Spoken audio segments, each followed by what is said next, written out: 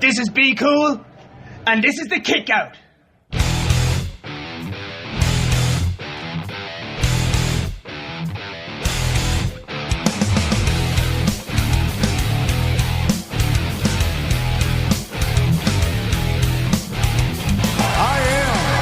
The face that runs the place. Long live Neville. Goodbye and good night. Bang!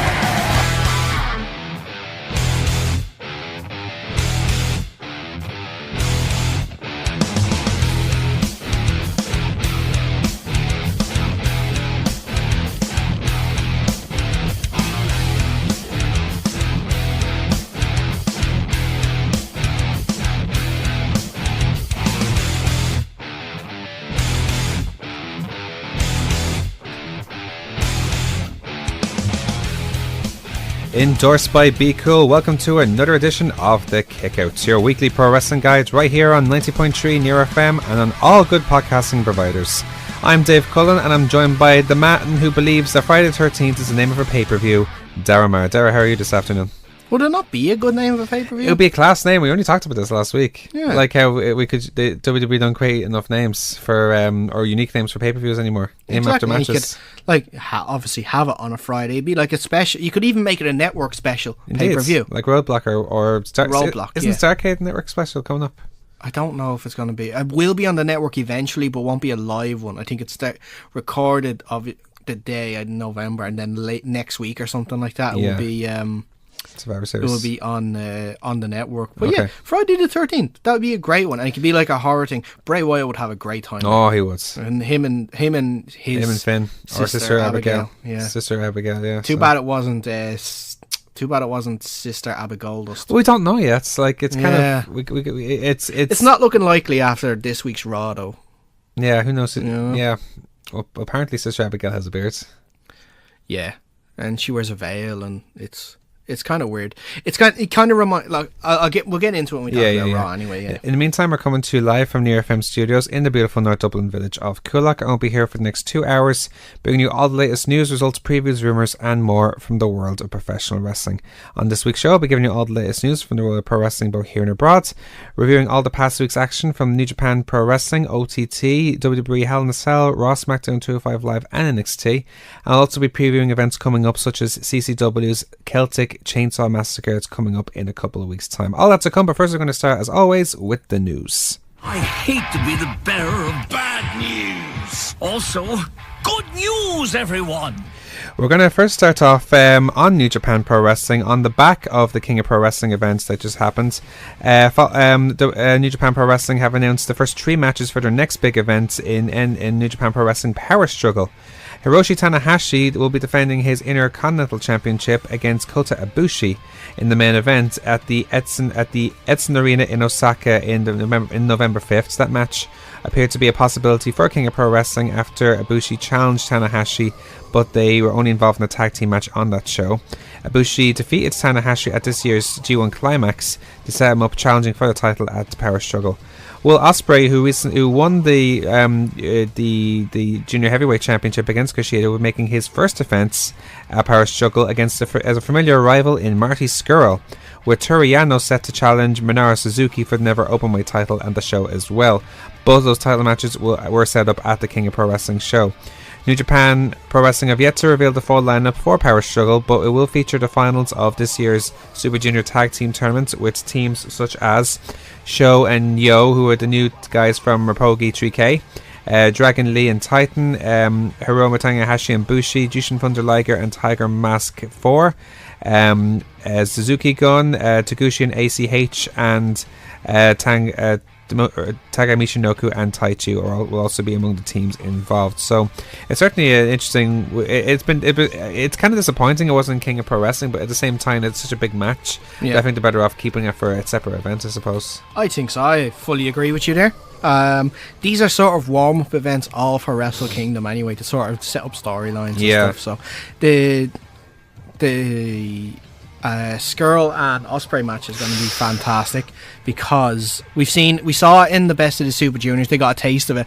Obviously, obviously European and especially UK and Irish crowds are more used to seeing Ospreay and Marty Scurll, and they don't. To an extent, American crowds. They not really. They had a match together for Ring of Honor. That's how maybe Bola. That's probably the only place. Really. Maybe as well, but they also had. Will Ospreay doesn't do a lot for Ring of Honor. Marty Scurll beat Will Ospreay to become TV champion. Yeah, that's true. But that was in England though. That was their live shows to an American audience. So yeah, true. For an American company. So. But like Japanese fans probably wouldn't have been too familiar. Yeah. With it before Best of the Super Juniors, but they're in for a treat because these guys have fantastic matches. They never have a bad match. Yeah. Ever have a bad match. And there's other great matches to look forward to as well, like Minoru Suzuki and Toru Yano. Wait until you hear the review about Suzuki, because Suzuki is the angriest man alive thanks to Toru Yano right now. Because I think that was the last match they had in the G1. I think it was Yano, and I think he made him so angry. This is why he's in such a rampage against the young lions. Yeah, that Suzuki kills. I still go by the stats: 2.3 young lions per match. So I'm not joking, yeah. And even the rest of the guys are starting to follow suits. Yeah, like Killer Elite Squad and stuff like that. But there's big scary guys as well. So certainly a lot of exciting matches coming up. But meanwhile, we'll move on to probably the story of the week with Neville. Yeah. Crazy story this week, and it's the future of Neville in WWE seems to be uncertain. Wrestling Observer Radio reported that Neville walked out on Raw on Monday and appeared to have quit the promotion, though WWE have officially denied that he's quit. Monday's Raw featured Kalisto winning the Cruiserweight Championship from Enzo Amore in a lumberjack match, with Neville not appearing as one of the lumberjacks. He also wasn't on 205 Live, I should say, this week. Dave Meltzer noted that on Monday night's edition of Wrestling Observer Radio that Kalisto facing Amore wasn't originally planned for Raw, and that was the match supposed to happen for the first time at TLC. Now, it is still happening at TLC, but now it's just going to be a rematch. Okay. Plans for the show had called for Amore to actually go against Neville in a non-title match before they were forced to change. Neville's last appearance on television was during the segment where Kalisto joined the Cruiserweight division on Raw last week. His last televised match was against Ariya Daivari as the main event at 205 Live the night after, though he has worked a few house shows after that. Now, other reports obviously came out during the week that Neville walked out of Raw after finding out what the situation was going to be in terms of the match of Enzo Amore beating him in the lumberjack match. But latest reports from I think it was Ryan Satin of Pro Wrestling Sheet, said that Neville wasn't even actually at Raw on Monday at all, and he hasn't actually been at the last few house shows. Obviously didn't travel on Tuesday either to 205 Live, and has reportedly asked for his release. Part of me is happy, part of me is sad. Well, there's part of me is happy to possibly see him back on the indies. Or certainly, well, it's still a lot of questions unanswered. Like, you know, like Now, there was another report claiming, I think it was from Ryan Satin again, that one of the main reasons for Neville's unhappiness was because he was taken off the DVD for WrestleMania. Okay. Because obviously his match with Austin Aries was on the pre-show. It was a fantastic match. That match was cut from the DVD, which means he was not entitled to any royalties from the DVD being sold. Also, interestingly enough, one of the reasons why Austin Aries originally quit WWE was also to do with that. Yeah. Wow. Must have been a lot of money involved in those royalties, probably, like, you know, as reason enough to quit. It's their biggest selling DVD of the year, so that's where most money would come from. And I could understand why.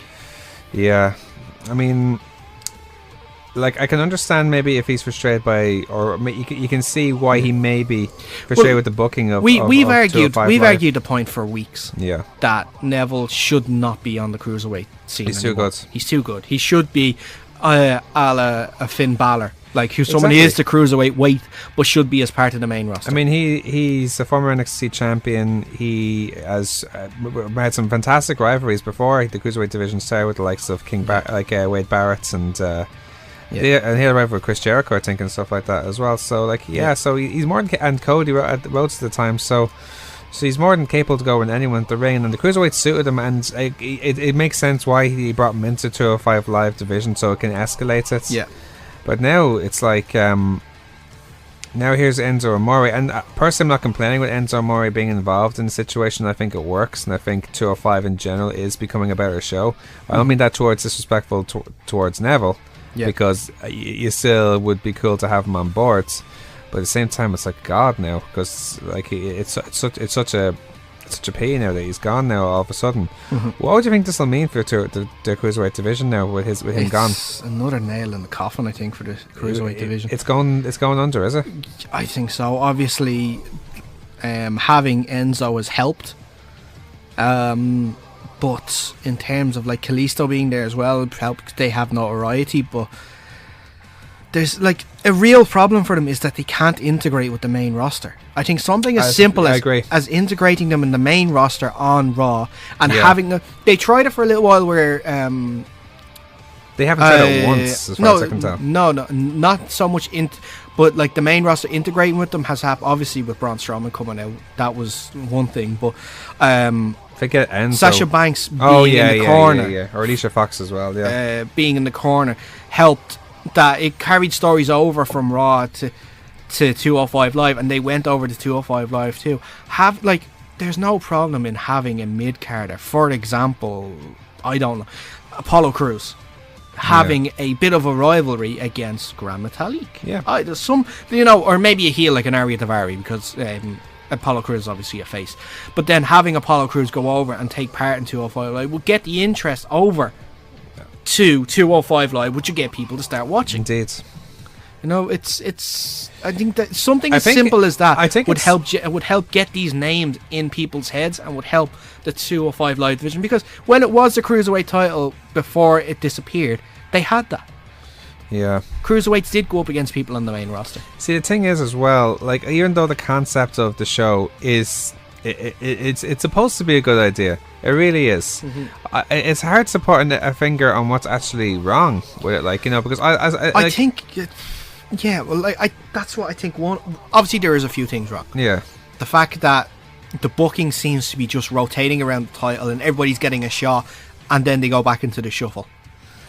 Well, they're trying something different now. I'll give them props. I won't with the whole Jack Gallagher turning heel thing. Well, yeah, that's the thing. I wouldn't completely agree with you, like, because before that there was like the whole Alicia Fox thing between Noam Dar and Cedric Alexander. But was that not a bit of a silly sort of thing? It might have been silly, but it wasn't around the title. It wasn't around the title, but it was clearly one guy wanting to leave. Yeah, or Brian Kendrick's rivalry with Kira Tezera, all those lessons and stuff like that. Yeah. So, and now Drew Good likes to sing with the. That's a comedy side piece, like Breeze Dango. So, yeah, no Breeze Dango, obviously, but it's funny, but it's no Breeze Dango. Yeah. But so they're trying, but it's just not working. They are trying, but it's not working. Like, I know it's hard to do, and when you have a superstar like Neville there, you obviously want to keep him there to keep the brand going and help it build up. But like Austin Aries, probably the same, that he was ready to. Obviously, Austin Aries is in a different part of his career where he's ready to have these big matches, the John Cena type showcase matches. Yeah, he's at that age now. He's in his 40s now. So. Exactly. Neville obviously is quite a bit young. I think he's only 30, I think, if even. I think he's 30. Yeah, I think he's around 30, maybe 31 or something like that. He can still obviously be as a main roster guy, but like we said at the start, he's too good. He's too good. And with that said, now what's next for him? Like, if he's really leaving WWE, probably if it is the case that he leaves WWE will obviously put a no compete clause in his. Can you imagine though release. how well he'd do in Japan? He was in Japan before. He'd clean up. He wouldn't clean up, but but the matches he'd have over there against the Kushidas, the Ospreys, Will Ospreay for the junior heavyweight the title, Takahashis, the Smarties girls. There's so much great matches he can have out there. I did like the tweet that I think it was Nick or Matt Jackson sent to him, just a picture of a Bullet Club t-shirt, and then Ricochet was having a fight with Matt Jackson on Twitter afterwards saying, "You get all the cool guys when they leave. Now it's time that we get a few." So everyone's trying to fight for Neville and stuff. And Kevin Owens was a bit. He put up a kind of a cryptic picture of. I remember seeing that. Yeah. Him and Neville having a chat backstage. Yeah. Was that like there was no caption? But was that like a maybe goodbye friend sort of thing? You think when it's on black and white, and it's that sort of. Well, that picture was particular originally picture. black and white, and anyway. Still, it makes it more ironic, I Obviously not suppose. originally black and white, but it was released as a black and white. Whoever took that photo must be a psychic then, one of the others, though. It was a WWE photographer. It was the backstage of WrestleMania, I want to say. Okay. You know, they to have a look at these exclusive backstage shots. Okay. You know. There you go. So he's still on photography, but he took out his match. Yeah. But we'll see what happens. It's certainly, if he leaves, like, you know, but the thing is, though, if he leaves, he probably won't be able to wrestle for a few months if he's on a no-compete clause, but we'll have to see what happens. Yeah, so. I'd say it'd probably be at least a 3-month no-compete clause. Probably. We'll move on in the meantime. Former 5-time Ring of Honor World Tag Team Champion Jimmy Jacobs, who was working with the WWE as part of their creative team, is no longer working with the company, with the final straw apparently being a picture that he recently took with Bullet Club members Marty Scurll, Hangman Page and the Young Bucks prior to WWE Raw, according to reports from the Pro Wrestling Sheets.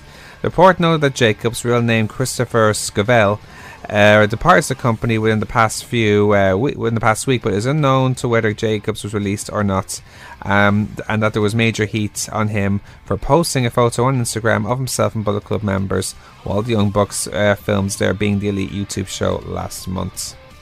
Yeah. You think WWE are being too serious about this whole thing now? They really are. They seem to not be able to get a joke. Like, if you put a picture up with them any other time, it would have been fine, but the fact that you took the picture when they did the whole invasion thing of Raw, you know, just to force the cease and desist. Now anyone that took a picture put it online. It's like it was silly on his part, but I don't think, was it really a sackable offence? No.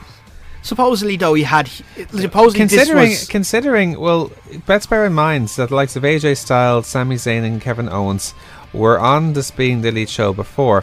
But that was before they exactly Raw, exactly. Yeah. See, the thing is, if any of those guys were on it around then, would it be the same thing? If they're on it now, they would not be allowed to be on it now, if you know what I mean. But the thing was different in terms of that. He put the picture up on his own Instagram. Yeah. They put it up on their thing where, like, they weren't acknowledging the guys or anything like that. They were just cameo appearances and stuff. Yeah. Where WWE can't say, well, oh look, you were on that video, and they could easily get out of it by saying, I was walking down the street and they filmed me. I couldn't do anything about that. That's it. You know, that's if they were in trouble. Well, then again, obviously they weren't. Well, Sami Zayn asked for the time. Let's just bear that in mind. In terms when it comes to Jimmy Jacobs, obviously he's not the smartest thing he's ever done, putting it up after that. But there was rumours as well that supposedly there was a few. He had heat backstage for a couple of other things. Okay. And this was the straw that broke the camel's back. Yeah, so if it's like he was a good employee and he was sacked over that, then that's a problem. Released a t-shirt for himself already, so. You what? No, he's already released a t-shirt for himself already. What's that? It's like a news headline with the pic called Unprofessional. Oh, I seen that.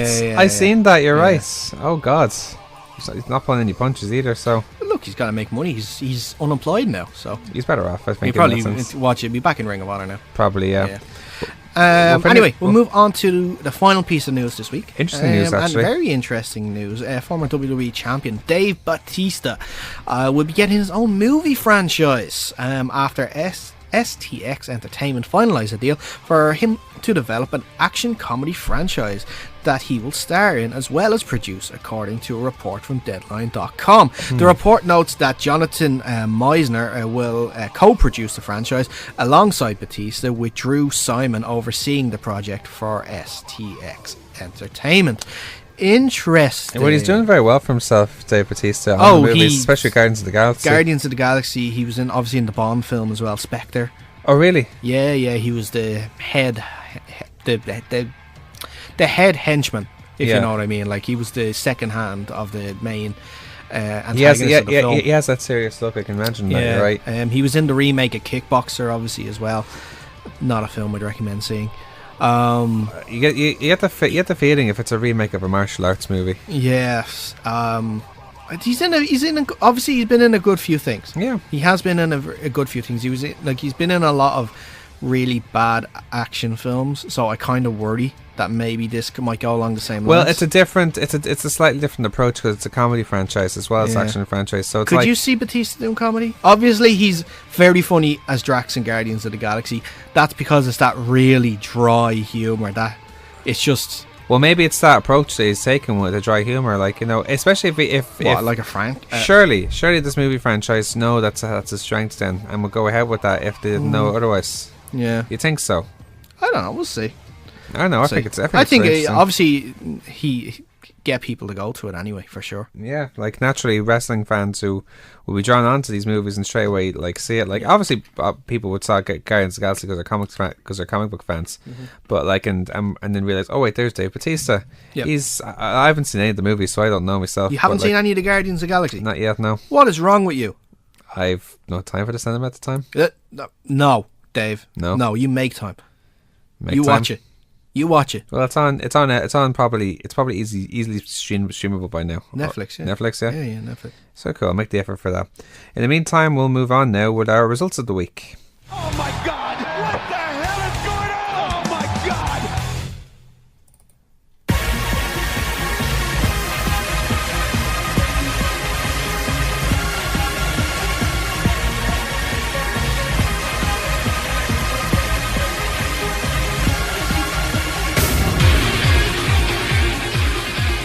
So we'll start our results of the week with New Japan Pro Wrestling's King of Pro Wrestling that took place in over in the Tokyo Dome in the famous sumo hall there. Some really interesting matches. So we'll just get straight to it. LIJ, the team of Bushi, Hiromu Takahashi and Sanada, took on the Bullet Club team of Bad Luck Fale, Leo Tonga and Yujudo Takahashi. It looked like Fale was going to defeat Bushi by almost hitting his razor's edge before Takahashi distracted Fale, and I'm delighted with this. Daryl is back. I actually, that's one of the reasons I actually am a huge fan of Takahashi, because of Daryl.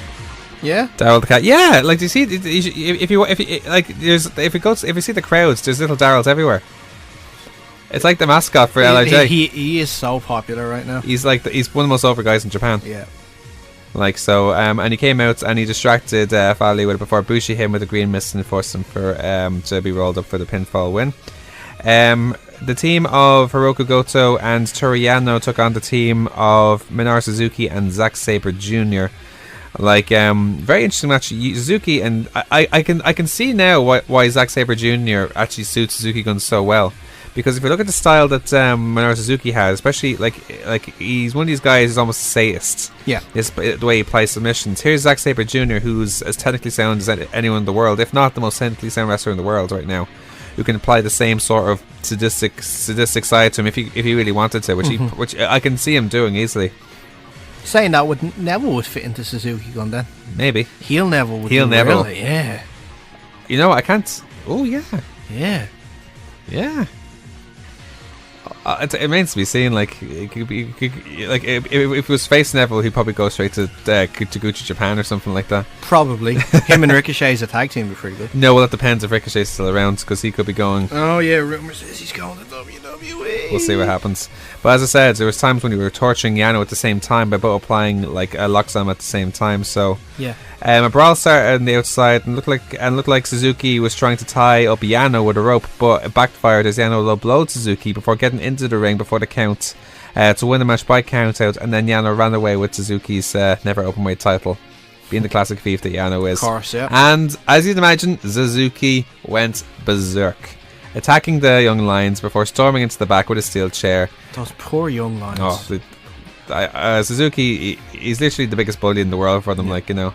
And Sabre Jr. kind of took a buck off him. He strangled the referee like before he left. So it's like saying, "What are you talking about?" Guillotine left. The team of Ricochet and Rusaka Takahashi took on Roppongi Vice 3K, which was revealed as Sho and Yo. Now, if you don't know those guys, who they are these two new Japanese wrestlers. They were the guys who were the Temper Boys or something like that. Like people, maybe guys who've watched New Japan or not What Culture Pro Wrestling. Actually, they were part of the Japanese side of the World Cup qualifiers. Each of them took on individual matches, but they also played in tag teams as well. And so they went on the feud. I think they've wrestled in Ring of Honor as well. So they came back now from their time away to come here, and this is like their re-debut, like with Rocky Romero. They had a bit of a cool entrance with Rocky Romero giving like all these smoke cans and stuff, letting out they came, and they got like a very huge pop actually, so like because the crowd knew who they were. So And they started off fast by drop kicking and diving on Taguchi and Ricochet from the start. And a very entertaining match. It was Sho and Seo who won through a flipjack and a facebuster combination to pin Ricochet and become the new IWGP Tag Team Champions. So and that match in particular, now we talk about Ricochet like rumour being WWE, that leads to a lot of speculation now because he lost the title there. So it remains to be seen what happens there. It is interesting. It definitely is. I don't want to see him go to WWE. Well, at least let's see him in NXT and we'll see what happens there. But he's going to be thrown in the 205 Live. Then he shouldn't go. I know, but that's what they're going to do. They're going to give him like false promises, like spend a year in NXT and then we'll put you up to the main roster. And then like probably it was Vince or maybe Triple H thinking and said, "You're going to 205 Live." Meanwhile, the Killer Elite Squad versus Good as Destiny versus War Machine IWGP Tag Team titles in a tornado elimination style match this time. They've had a lot of different tag team matches. Go ahead. The match started with both War Machine and Good as Destiny attacking Killer Elite Squad from the outside. It was a very competitive match, and if you've seen the other 3 matches that they had during the Destruction Tour, this is probably their best match. Yeah, because it did lots of good spots and even some use of weapons in there as well. It was G.O.D. who were first eliminated after Davey Boy Smith. What is it? Davey Boy Smith Jr. Excuse me. Yeah. Pinned Tangaroa with their Elite Bomb, and then they won the match outright by giving the Killer Bomb to Hansen to retain their titles, and then they took a pay. They did like the common Suzuki Gun thing and attacked some of the other lines at ringside. So, what are you going to say? Just going to say. Are New Japan in a little bit of trouble at the moment with their tag team terms division? Of their heavyweight tag team division? Yeah. Well, it's only really the 3 teams. As far as I can tell, yeah. Like I think I can't think of any other particular heavyweight tag teams that are around at the moment. Like the only one I could think of is Grey Heel Bash, but that's because Homer had a very serious injury at the end, at the start of the year. So Tonga Makabe is doing like his own thing, appearing in the odd match. So. I don't know, like I think I saw something where Gato, the booker, was getting a bit of criticism for the way they're booking, but the way I see it, they're doing the best they can with the teams they have. Like, you know, but like they're having great matches, which is fine. Like, we'll get into it with the Hell in a Cell, with the tag team in the Hell in a Cell too. Like, people are saying this should be the end of it. From my point of view, they're putting on great matches, so why would you want to stop that? Yeah, but that would be for any rivalry. Like even we said, for example, last year. The fantastic rivalry that Kevin Owens and Sami Zayn had. Every match is a classic. Yeah. But I can understand there was going on too long. But the difference between the Kevin Owens one and say this one, especially for New Japan, is like people I think we're overreacting because it's Kevin Owens and Sami Zayn one with the 3 tag teams here was quite similar, because they were having matches in such a short space of time. Yeah. That was the problem. You know? If you space it out a little bit, you can keep it going on for longer. I think it was just the issue with them that they had like 3 events in 3 days. Yeah. So people got upset because of that. It was just those 3 all the time. Yeah, well, listen, they have plenty of time to redevelop it now as well. Yeah. They're spacing it out and they're putting more emphasis on the junior tag team division, which is stacked as it is. Yeah. It's like the reverse thing for it there. So. The team of Cody, Kenny Omega and Marty Scurll took on the Chaos team of Beretta, Jado and Yoshihashi. It looks like Bullet Club has a new hand gesture now on the back of the whole cease and desist thing. So instead it's this little thing here. Yeah.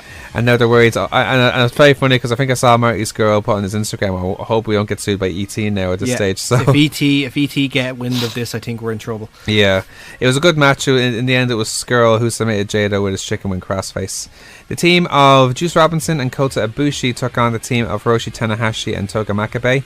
Very good match. Robinson pinned Makabe after his pump friction move. After the match, Tanahashi confronted Ibushi, holding his IC title as an omen for their title match in the future, which we now know is going to be taking place very shortly.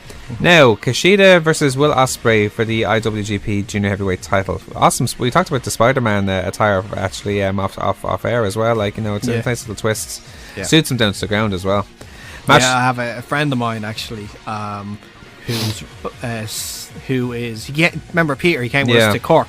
He is Spider-Man obsessed, and I told him that first of all, he loves Will Ospreay as well. And I told him that Will Ospreay won the junior heavyweight title at an event last night, and he's like, "What?" I just realised that's brilliant. I can't wait. And then I said, "Oh yeah, by the way, he came out in the ring in a Spider-Man outfit." What? I just realised you have a friend called Peter who likes Spider-Man. I know, right? He wears glasses too. I've never seen him in glasses, actually. Yeah, he wears glasses too. The match started off very aggressively from both men. Kushida showed very excellent submission skills, actually. That's something we don't really see too much of late, in the past few years. I think that's one of his biggest developments this year. He tried to neutralise Ospreay's high-flying skills. One of the biggest improvements I find from Ospreay is his striking. Yeah, he's really getting really good roundhouse kicks and strikes now. It's easy to be overshadowed because he's such a good high flyer, but it's probably the biggest improvement as of late. And Kushida got a bit of a bad reaction when he constantly stopped Ospreay, showing a bit of being a bit desperate to try and retain his title. But some terrific counters from Kushida as well. He countered Ospreay's Oz Cutter to the hoverboard lock, but in the end of a terrific match, it was Ospreay who nailed his Oz Cutter after countering a Hurricanrana into a facebuster to pin Kushida and become the junior heavyweight champion. Now, after the match, Hiromu Takahashi made his way to the ring, and before he even got a chance to speak, Marty Scurll came in to dislocate Takahashi's finger and issue a challenge to Marty Scurll, which will be the match to take place at Power Struggle. Yeah. Takahashi went ballistic, and when he realised he didn't issue the challenge, and strangely just laughed. Yeah. Was laughing his way down the ramp on the way back. So no, he can wait. Like his name is, he's a time bomb. He can wait. Well, that's a match for Wrestle Kingdom. Ospreay against Takahashi. Yeah, I think so. Yeah. What about a 4-way? A 4-way. Takahashi, Scurll, Kushida, Ospreay. Well, I can't see Japan doing a 4-way for that. That's the problem, especially in the big show like Wrestle Kingdom. I wouldn't mind seeing it, but New Japan are very old-fashioned when it comes to the matches in the big events. Yeah, they're one-on-one. Exactly. Sort of I'd be open to it, but I can't see them doing it. Yeah. Never say never though.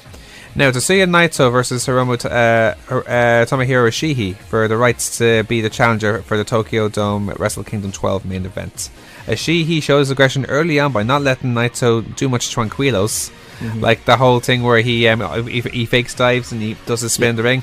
He went to the ring straight away and attacked him, so he wasn't giving him an inch of space. Excellent match. Both men showed awesome striking and wrestling. In the end, it was Ishii almost beat Naito actually by reversing the Destiny into a brainbuster. How he did that, I don't know, because he got him up in the air halfway, turned him around, and gave him the brainbuster, and he almost won it.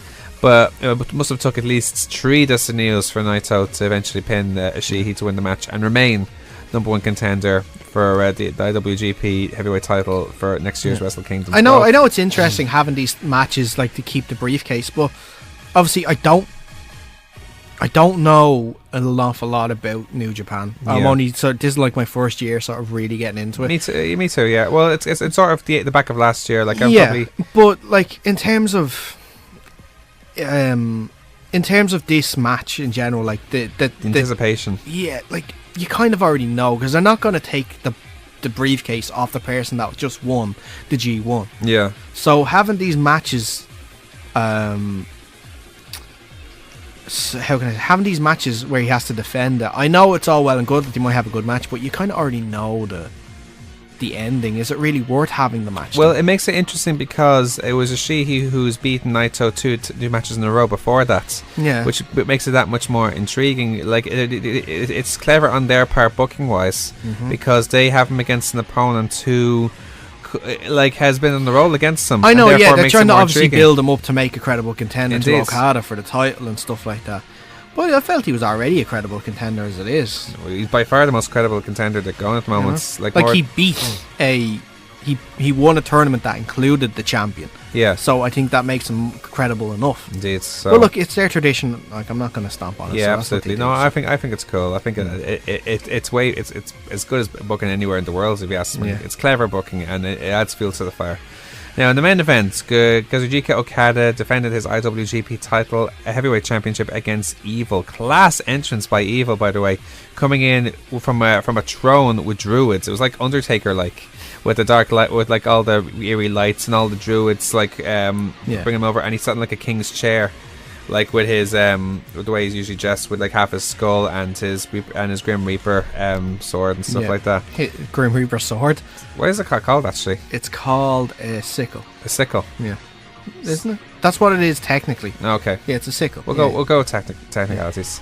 The match started very cagey until Evil started using chairs on Okada by hitting Okada's neck with a chair wrapped around it. And despite Evil's dominance and attempts to wear Okada down, Okada still fought back. It's a sight. It's a sight indeed.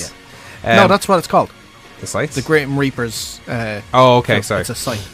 When the ref was knocked down, Evil attempted to give the Darkness Falls to Okada on the pile of chairs, but Okada countered into a Hurricanrana, and at the end of an excellent match, Okada eventually pinned Evil after his Rainmaker. Now, after the match, as you'd expect, both Naito and Okada came out declaring themselves in the main event for Wrestle Kingdom 12.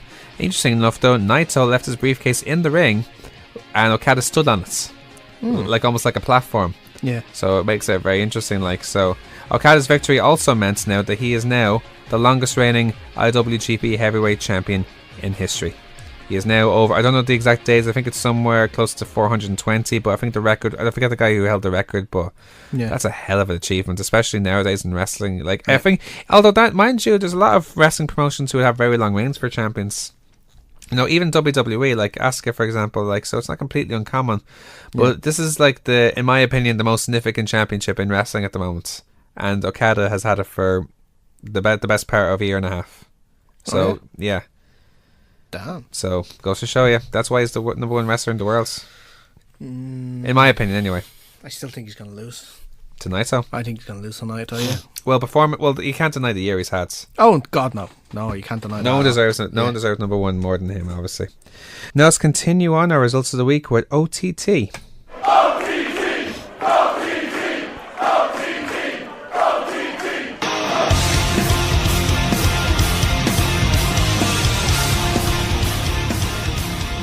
So OTT celebrated their 3rd anniversary last weekend. First of all in Dublin, and then later on Sunday then in Belfast. And it was it was actually pretty cool because they had a very cool vignettes at the very start of the show where they were showing all the memories of the past 3 years.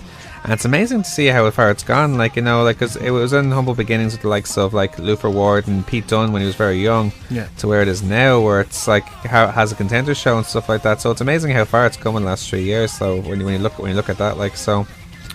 Yeah. I saw the video. I haven't seen the show yet. Yeah. I saw the video that he put up on YouTube. I think that was the one that they showed. Yeah. Well, the show started now with Don Marnell coming back as on commentary. He came out after his wellness policy violation, or the 5th one, he said.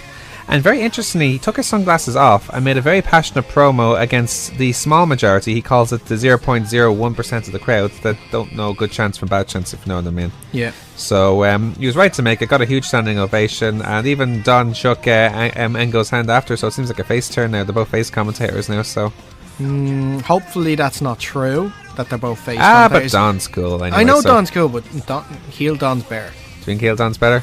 Heel Don's so much better. Yeah. Well, I think even face Don would still point out a sea of virginity if he saw one. So I think it'd be okay either way. So yeah, he can be the tweener. The tweet, yeah, that's it, yeah. So let's get on with the matches. Eddie Dennis and the Fabulous Nikki took on from the OTT contenders Curtis Murray and Nathan Martin, who earned their spot on the cards from their performances as OTT contenders 2 weeks previous. Very good opening match. Both Murray and Martin more than held their own, both individually and as a team, against the more experienced Dennis and Nikki. Nikki tried to seduce Foxy on 1 or 2 occasions. They have a bit of a history, I think, from gone back to a Matter of Pride a few last year.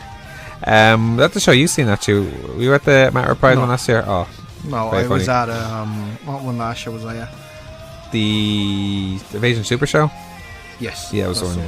Very good strength shown by Dennis in particular, who Samoan dropped Murray and gave a follow-away slam to Martin at the same time, as well as Razor edging Murray off the top of the ring on top of everybody. So he's a big guy. He's 6'6", so he knows how to use his strength very well.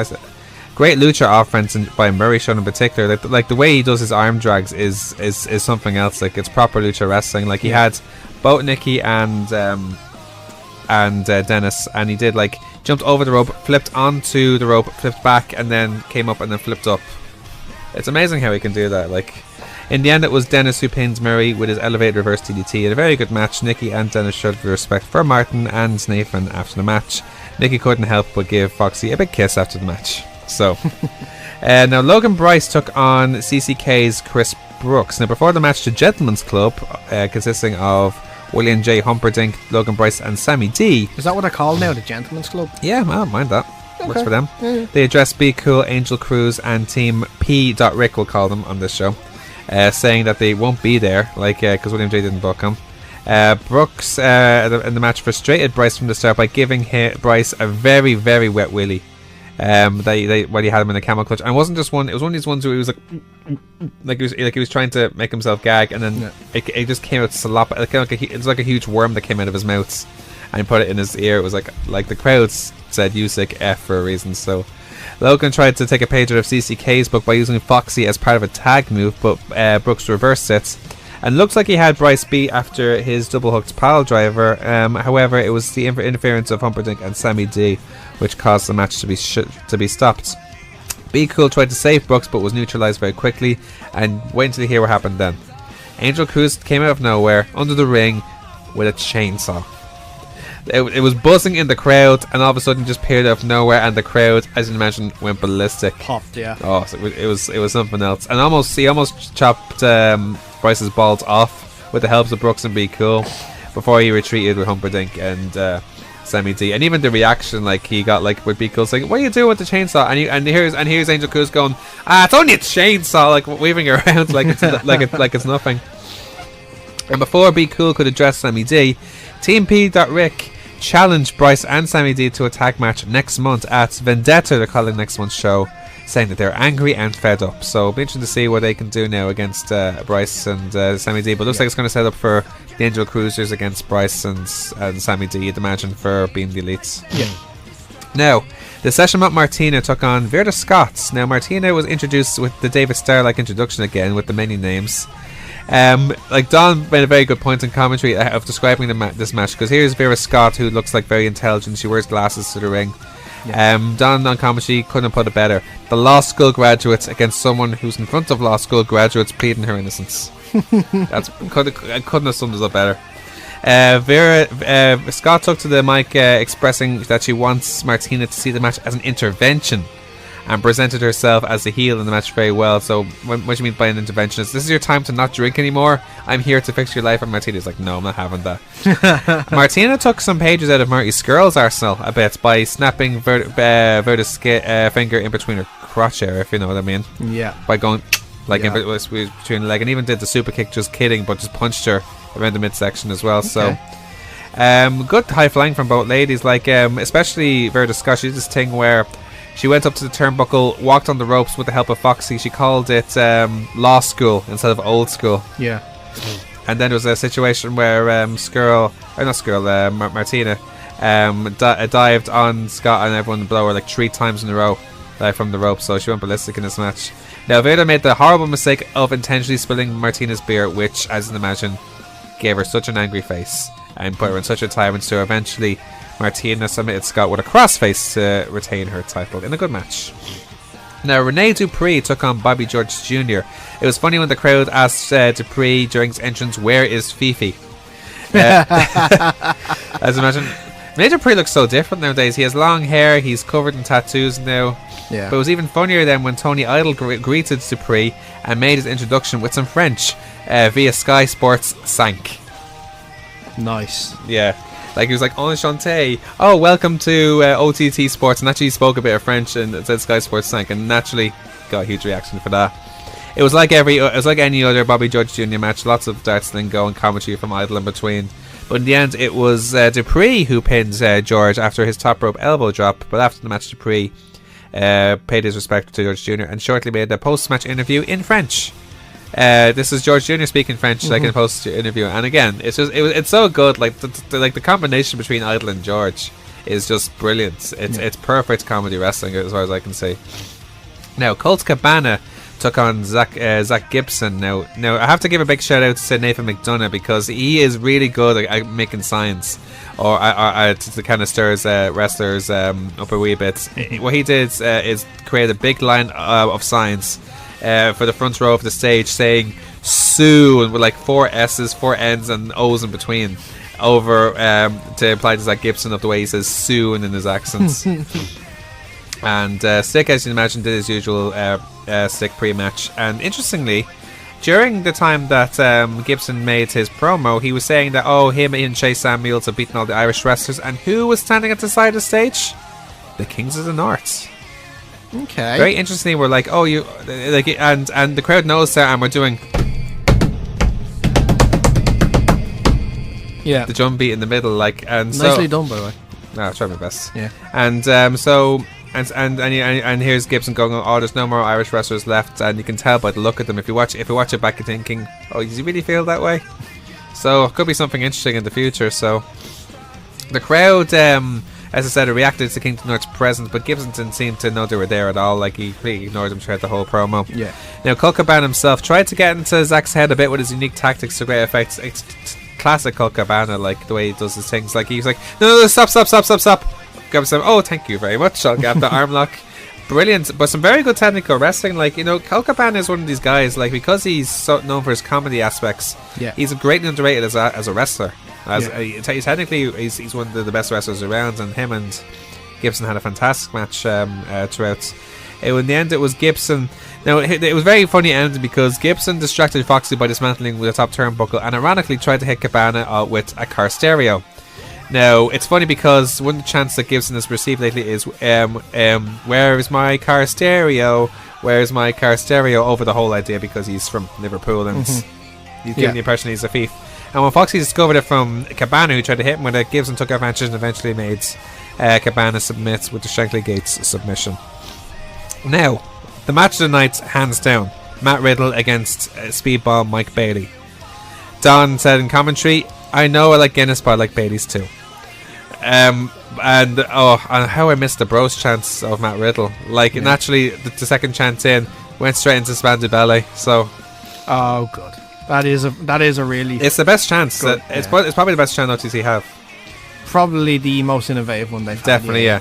The match was such a match. It started off like an MMA fight with the two of them, because here's the both of them who have martial arts backgrounds, with the two of them trying to outkick each other, and it just became an all-out war between the two of them. It really did. Awesome spots included Riddle almost suplexing Bailey from the ringside onto the stage. How he does that is incredible. There's some strength. Riddle barring Bailey while hanging off the stage.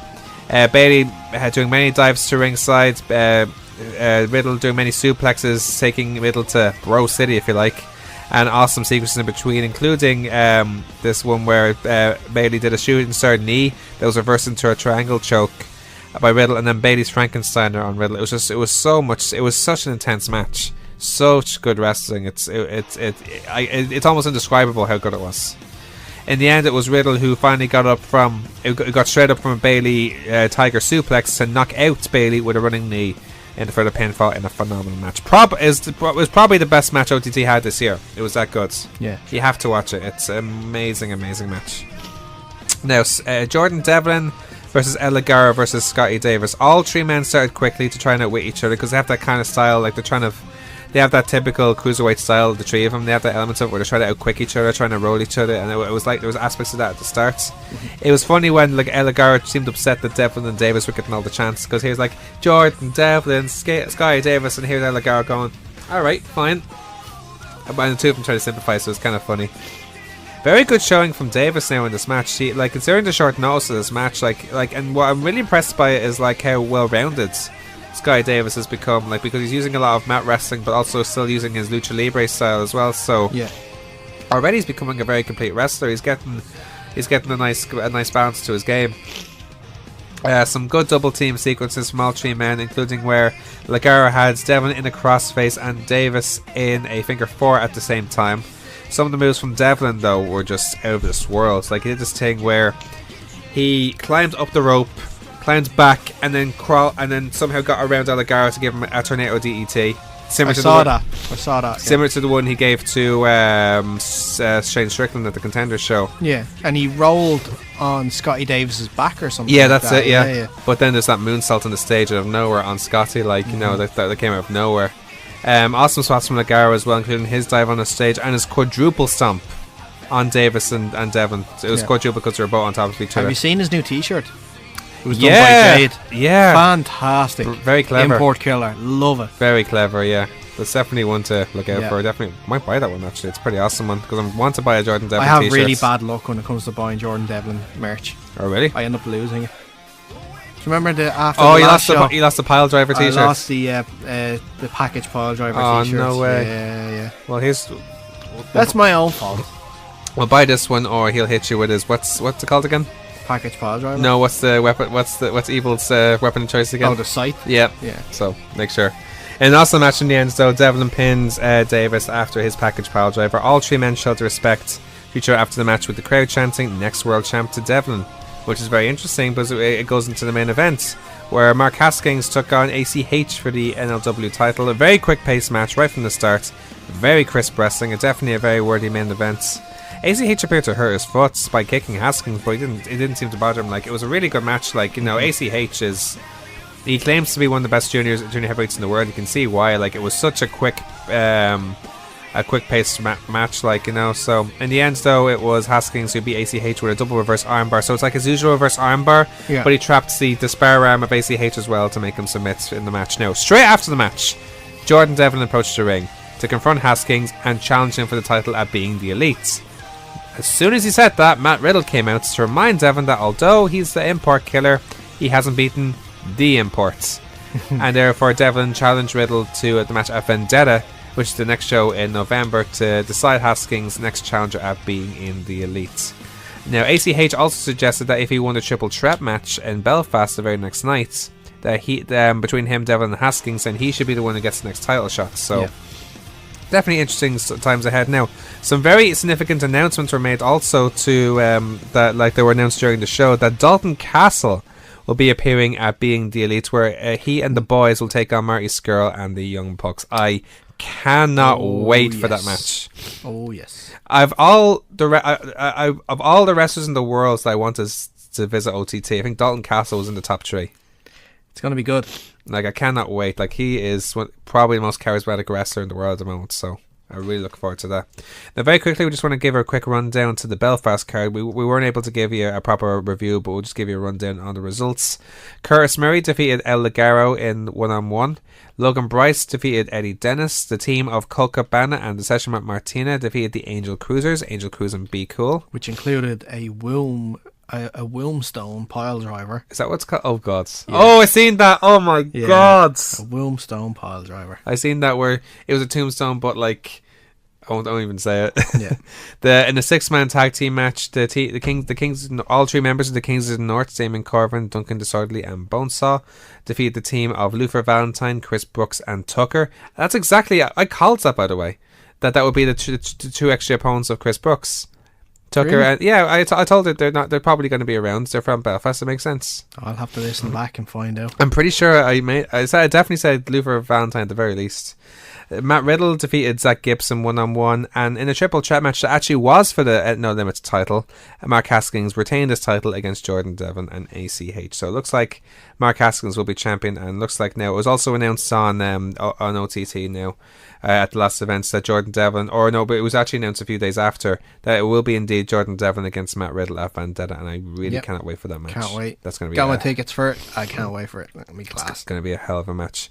Meantime, let's we continue on with our results of the week, now talking about Hell in a Cell.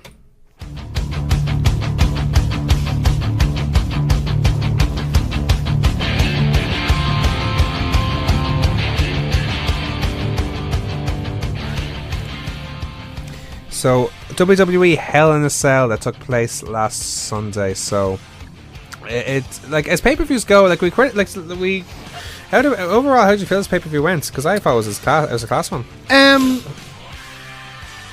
The match at the start, the match at the end, the Hell in a Cell matches, class. Yeah. In between, meh.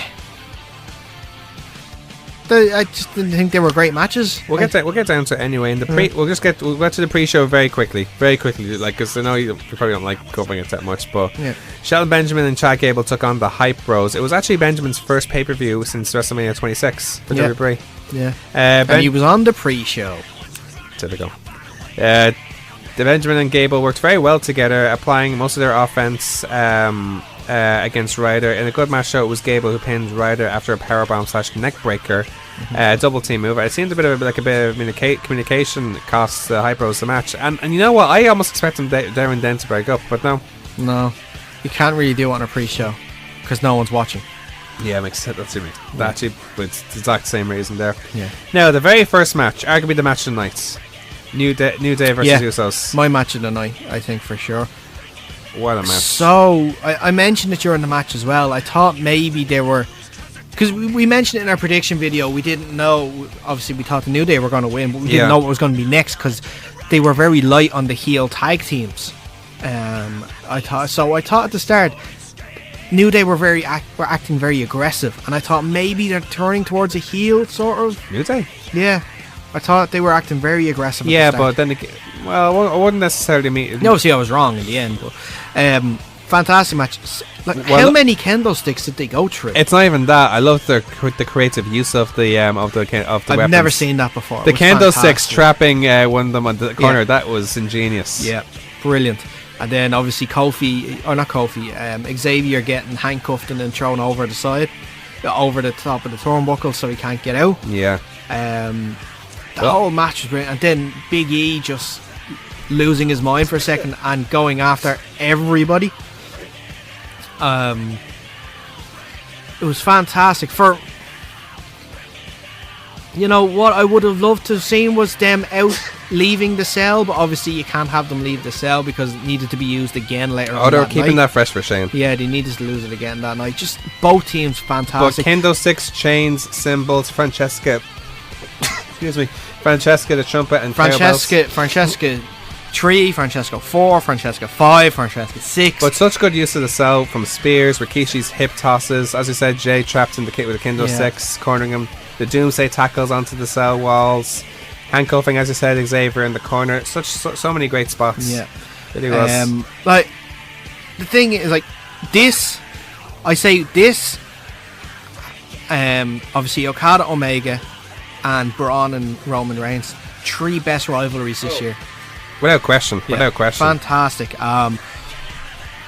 This is what I was trying to get at as well. Like, why wouldn't you want to see them have another match? I think the problem is that, like, excuse you, brother. Yeah, sorry, I'm a bit feverish at the moment. It's okay. I think the problem is that, like, they're in a situation now where they're leaving this rivalry now, leaving us wanting more.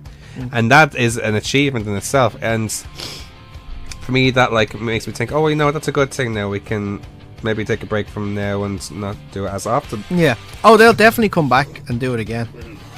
It makes sense, especially from what we see from Smackdown, like how interesting it'll get from here. In the end, though, from an epic match, it was Jay who pinned Xavier with a double ooze splash on Xavier against the steel chair to regain the tag team titles. So, great match. And to be honest with you, it was such a good match, you could care less who wins. It's one of those matches. Yeah.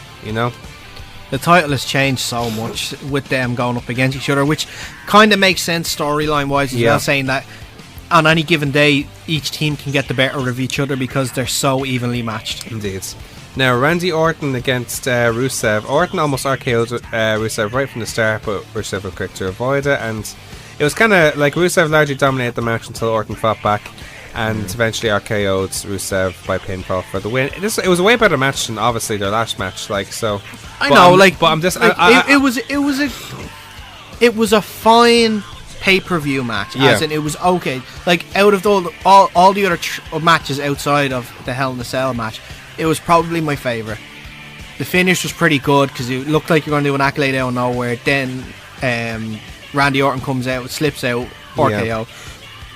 But what has Rusev got to do to start getting over? That's the problem. Like, well, you get the impression that he is over enough for a heel. Like, it feels like his stock has gone a bit lower than since going to SmackDown. I think he'd benefit more from being a face. You could be a face and still celebrate these Rusev days and stuff like that. And he could I don't know. I I think he would be so much better if they turn him. I'll be very interested to see how they do that, like, you know, Yeah. but no WWE to make a hash of it, but anyway. Of course they would. Yeah, of course they would. AJ Styles, Baron Corbin, and the addition of Ty Dillinger in the US Championship match. The match turned into a triple threat after Dillinger asked to be in the match following his victory against Baron Corbin in Smackdown last week, which Daniel Bryan granted. I think it made the match even better. I really did. I love the addition of the match. Both AJ and Dillinger teamed up against Corbin at the start, and it was very good back and forth from the three men. It was a proper triple threat match. I really enjoyed it. In a very competitive match, though, it was AJ nailed a phenomenal forearm on Dillinger before Corbin kicked AJ out of the ring and pinned Dillinger to win the match and become US champion. I'm delighted that Corbin won now. I think it was the right results for sure. So Yeah. like, you know, I can't wait to see how we get on this US champion nowadays. He's never been a champion yet in WWE, like even in NXT these days. So Yeah. no, he's never an NXT champion or anything like that. So it'll be interesting to see how he gets on. No, he wasn't. You're right. Yeah. Now, well, I don't know. Corbin, I don't think is there yet. I don't think like they obviously want him to have the same sort of rise as Strowman did on Raw, but he's got nowhere near the charisma that Strowman had. Strowman is just natural at everything. Like, you know, I don't know. Like Corbin is Corbin. Corbin is like one of these unique, but unique in his own sense as well. You could argue. But okay, so like I know, and I had the same issue with Braun as well. With they don't have the most entertaining of matches, you know. Corbin's matches, they're not great.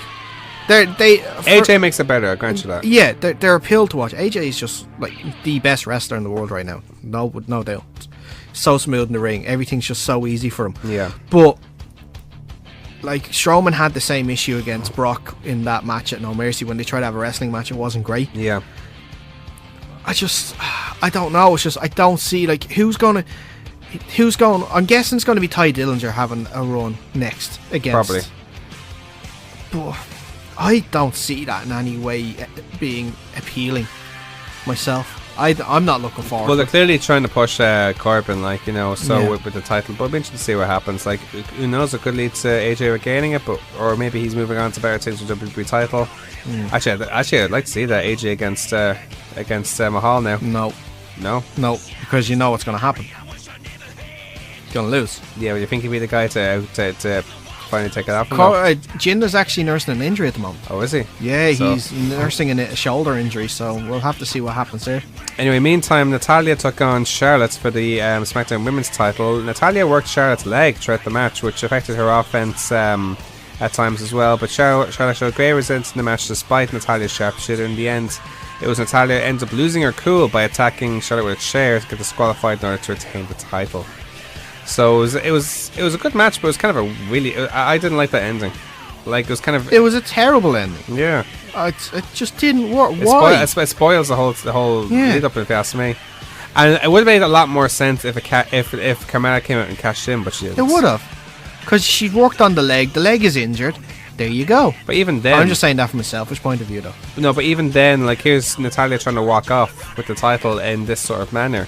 She could have easily came from behind or let Ellsworth off and try and bite her in the leg or something like that, and then that'd be that. Like, then That'd be taking the whole dog thing to a whole new level. yeah, but how funny would that be? Yeah. That'd be like the best cash in of all time. True. Now, the Fashion Files came back with Back to Basics. The investigation photos included Cesaro as Tooth Fairy Tree, Randy Orton and Kevin Owens allergic to sleeves, and Ty Dillinger's hair being a 4.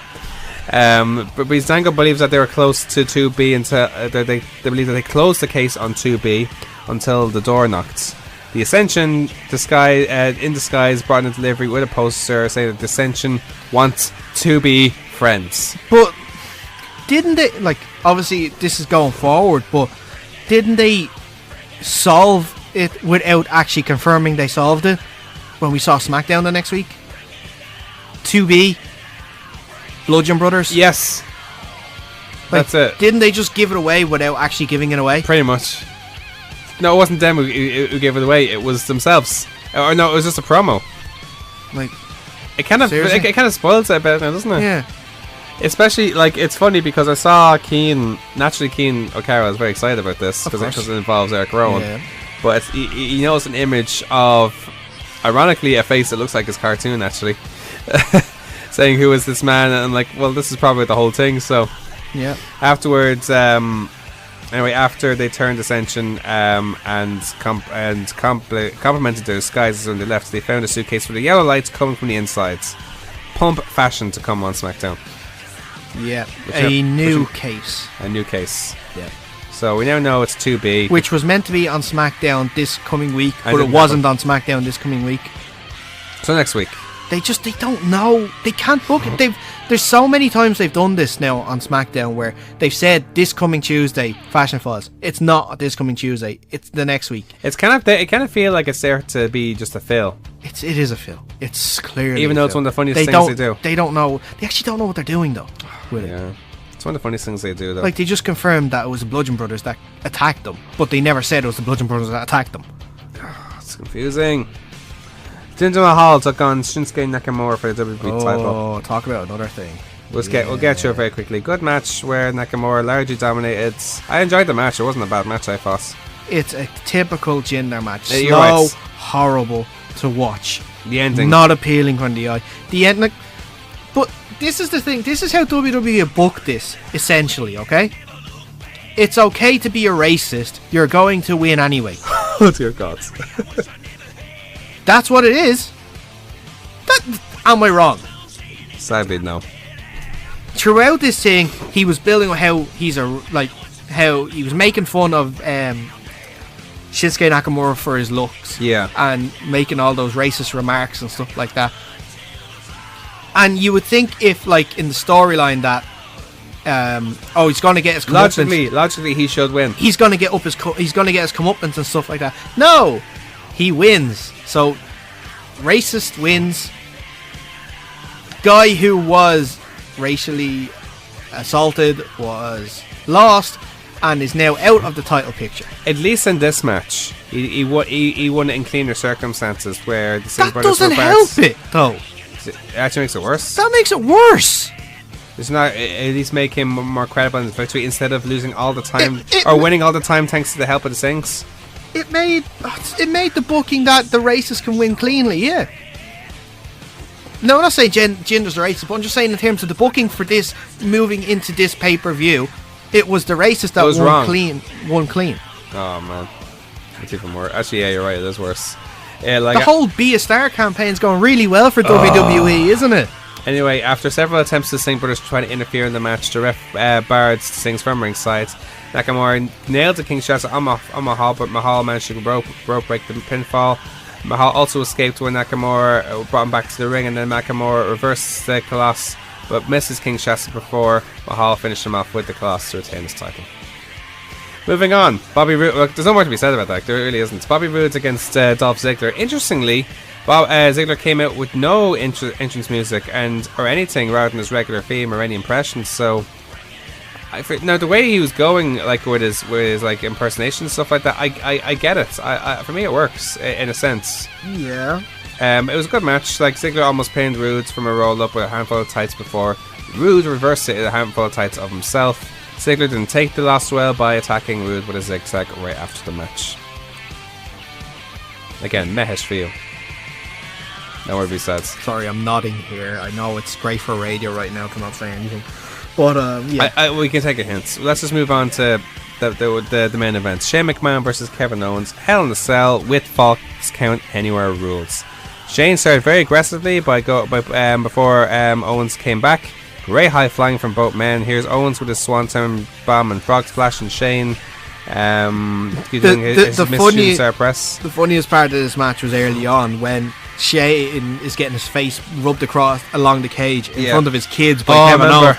And Kevin Owens is pointing at his kids saying, "This is what I'm going to do to you." And his kids are just laughing at it.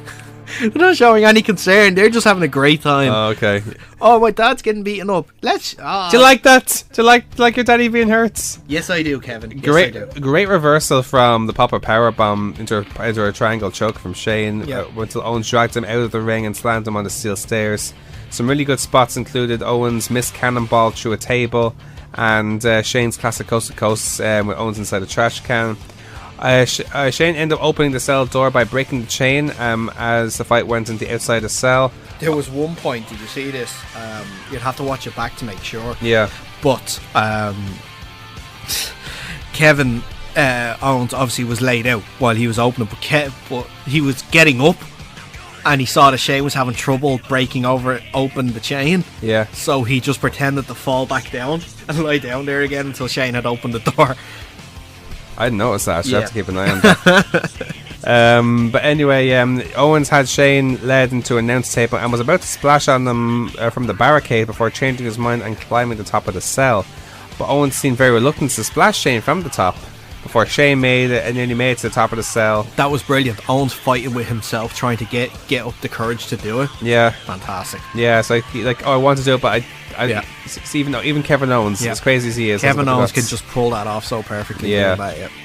And then Shane made his way up to the top of the cell with Owens while they brawled. That was actually, I love that brawl when you're up there as well. So there was one point, like, so scary though. It was when Kevin did the running senton.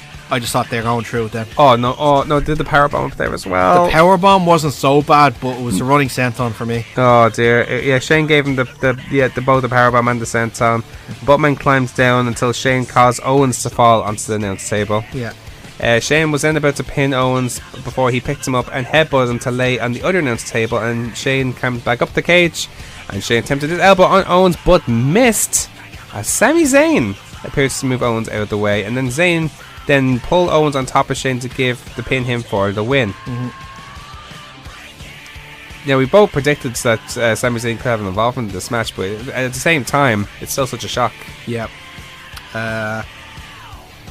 It was good. It wasn't as good as the first Hell in a Cell. That's solely because it was more slow paced because obviously of Shane's age and stuff, and he's not a proper wrestler. But, still a very entertaining match. Oh, absolutely. Them on top of the cage is something that obviously we haven't seen in so long. So scary though. Shane's 0 for 2 for jumping off the cell now. Yeah, but the fuzz he had this one was like he's still right back up. Yeah, the camera angle when you see, I think it's the hardest one to watch is when you can just see Sami Zayn just pull and then just really fast something falling from the top and it's just Shane and man, sick innit? Man. Like Shane can do this stuff obviously because now he can take the time off he needs and he doesn't have to wrestle again the next night. But you wouldn't see any other wrestler do that. Wouldn't see any others. No, I don't. The thing is as well, that bounce, it almost like makes you think that there's a fucking trampoline under the announce table. Oh, there's definitely some sort of sponge or something. There's like something. That. There's no way he would have bounced off that like any other way. No. Even someone in the shape of Shane McMahon. Yeah.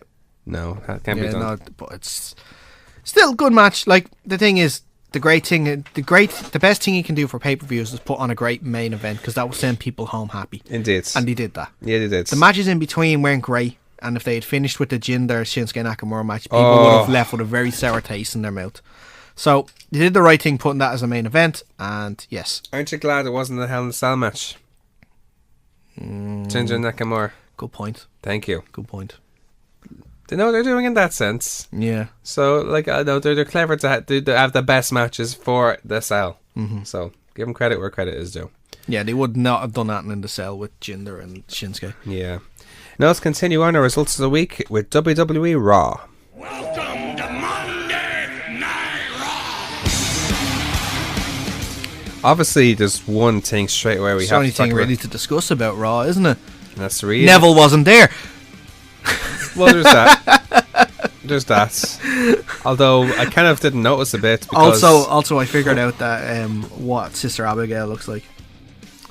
Apparently, do you remember? Are you a fan of any of the Rob Zombie films? I'm open to Rob Zombie. Yes. You know Captain Spaulding, the character from The Devil's Rejects and 10,000 Corpses. Can you show me the image if you have it there? I can. I'll show you the image now. But yeah, he looks like Captain Spaulding from there. Okay. I'll show you now. I have it here. Well, whilst you find that, oh, here we go. There it is right there. Oh god, that's actually... It is, isn't it? My god. Yeah. I don't know what to say, really. That's who it is. It's Captain Spaulding. Share it on the Facebook. It's on the wrestling forum. Okay. Yeah. Well, anyway, we'll have to talk about first and foremost the reunion of the Shields. You really had to think about that, didn't you? There, what was it? Don't know what the word was. The Shield are back together. The Yes. Hounds of Justice have come together once again, and they've already got merch. Already? Yeah. After Well, half an hour? People did realise that the Shield were getting back together this week because the merch actually went on sale before the Raw started. Oh, for God's sake. Yeah. No, listen. It could have been worse. If they sold it on WWE.com, they deserve to be shots. They really deserve to be shots. What you mean? If they sold They did sell it on WWEshop.com. on, a few hours before the show started? Yeah, before the show started, yeah. Fucking Muppets. Yeah. Anyway, The Miz came out with Curtis Axel to present the Mizzies. Axel won the first award, dedicating to Bo Dallas. The Bar won Best Supporting Is Bo Actress. just doing an angle, or is he actually injured? I think he's injured. I don't know. I presume he wouldn't be gone for no reason, because if he was doing an angle, he would have been still there and not wrestled. Yeah. But then again, he would still have to be attacked by the Shields. The Bar thanked Roman Reigns, Seth Rollins, and Dean Ambrose for the awards. The Biz went on to say that everyone that who can fantasize that the Shield will reunite, but along with the Bar, have WWE's landscape by putting away Reigns. The Miz then announced himself as best actor before dedicating it to his unborn child. Reigns then came out saying that it's time for him to shut up. Miz responded by saying that he by himself can't stop them, and suggested that any rumours of the Shield reuniting is just hype. Reigns just said he didn't say anything about rumours before both Ambrose and Rollins came out to attack the Bar and Axel before the three of them got their hands on Miz, finishing off with their signature triple powerbomb and pose to officially reunite. It was a hell of a moment. Yeah. That's one of the moments of the year, if you ask me, because it's something we've anticipated, especially with Rollins and Ambrose going back together. Now here it is. Yeah. You're right, actually. Probably is the biggest pop of the year anyway, for sure. Certainly in WWE's books anyway. So it's interesting now because the Miz now, when he was in the trainer's room, he informed Miz that he and the Bar will face the Shield at TLC, but Miz later on reminded Kurtz that the Shield could take on anybody and anyone, and therefore requested one more partner. But just before that, Braun Strowman was in action against Matt Hardy, and despite a good showing from Hardy, he was no match for Strowman. And then when it looked like Strowman was going to continue to attack Hardy, the Shield came out and attacked him by powerbombing to the announce table. Here. I told you they were setting up something with Braun in that match. Made sense. Yeah, I knew it was. Now, and obviously later on, they Shield three-way powerbomb through the announce table after a Roman Reigns spear on the stage, which then led to Braun Strowman bashing into Vince McMahon, or not Vince McMahon, Kurt Angle's office while he was talking to the Miz, and getting added to the TLC match to make it a 4-on-3 against the Shield. Look forward to it now. It makes already makes a more intriguing match. I thought it was intriguing enough. This match is going to be crazy. No, it's going to be a class match. The TLC stip as well. Fantastic. Yeah, Bring it it. is. No, But this was pointed out to me, by the way. well, By the looks of it, only 2 titles will be on the line at TLC. which are what The Cruiserweight and the Women's. That's raw for you. No tag team. Oh, of course, yeah. Yeah. Sorry. Yeah. Yeah. Well, you know what? I don't know. It doesn't. Yeah. He did bring up the point of saying, why doesn't he put those 2 titles on the line as well, and then the winners take all titles? Can't really do that. Intercontinental champion. Well, now you can't. Can't really do it solely because the Intercontinental Championship's on one side and the tag team titles are on the other. I don't think it would work too well. Also, with Braun being involved as well. If I'm not saying it's going to happen, but if Braun did win, what did Braun get in the title match? You know That has happened before because. Oh, it has happened before. I know, but WWE don't book that anymore. Yeah. I remember it was the tag champs of. It was Stone Kane and The Undertaker against Stone Cold and Triple H. Yeah, Triple H was the Intercontinental Champion. Stone Cold was the WWE Champion. The Brothers of Destruction were the tag team champions. Yeah. And then Triple H and Stone Cold went home with all of them. Yeah, I remember that. Indeed. Now we might as well talk about the Cruiserweight situation, the absence of Neville, where Enzo Amore came out saying that Kurt Angle should know that his contract states that anyone who touches him from the Cruiserweight division should be fired, and vented his frustration at Kurt Angle for granting Kalisto a title shot at TLC. Kurt came out to make Enzo defend his title against Kalisto on the night. Enzo accepted on the condition that the match would be main event, which Kurt accepted before making the match a lumberjack match with the cruiserweights at ringside. Obviously, Neville notable in his absence in that lumberjack match, but before the match started, Kalisto dedicated the match to Eddie Guerrero, who he said has inspired him to be a wrestler.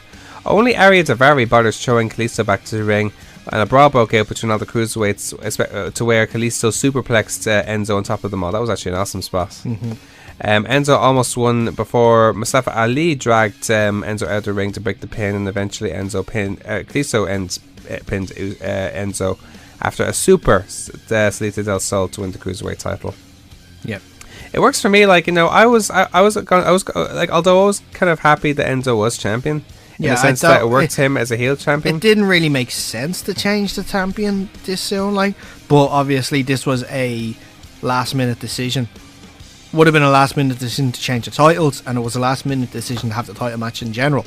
Look what happened. It boosted the ratings for that show, that result, and obviously the Shield's coming back. Yeah. So it worked either way for them, you could argue. Yeah, but then when you listen to the story of why that match was done, then obviously it wasn't known at the time. So the rating got a boost solely because of the Shield. It wasn't because of the cruiserweights, I don't think. Yeah. Now we obviously have to talk about what was Rob Zombie's character called again? Captain Spaulding. Let's talk about Captain Spaulding now. I would like to propose a name for Bray Wyatt as this. Okay. Brayster Abiwyatt. Brayster Abiwyatt. Yes. Okay. Yes. Brayster Abiwyatt. Okay. Because I think it just works. Did you realise there's going to be a title of the show this week? Good. I'm happy with Brayster that. Abiwyatt. Yeah. Anyway, Finn Balor came out saying that Bray Wyatt's introducing Sister Abigail proves that Bray is just desperate for attention and that he is not afraid of him. Bray then appeared on screen saying that although he is not afraid of him, but he promises that the season of the witch is here.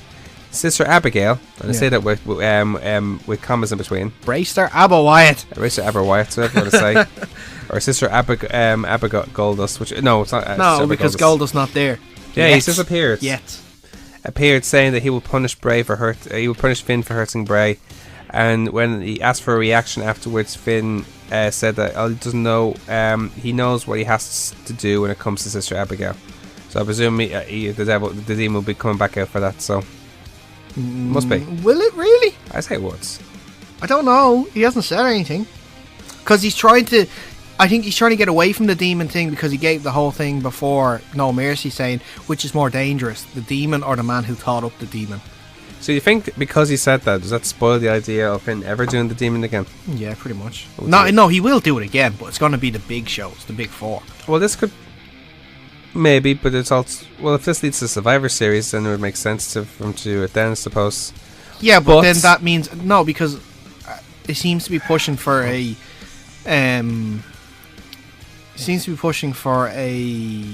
Finn and Brock match at Survivor Series, so...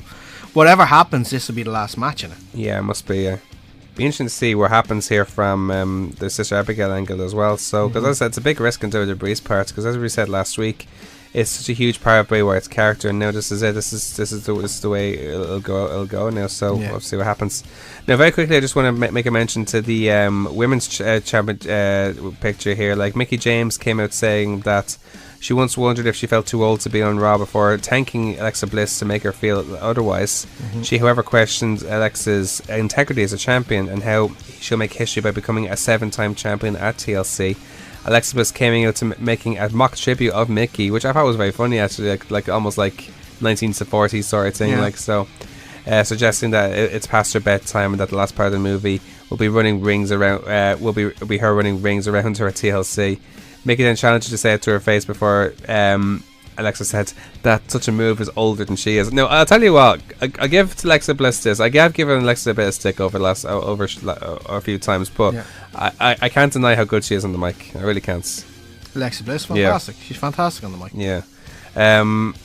Her heel character is just is perfect. Yeah. Yes. It's what, like, she's the top heel in the company right now, solely because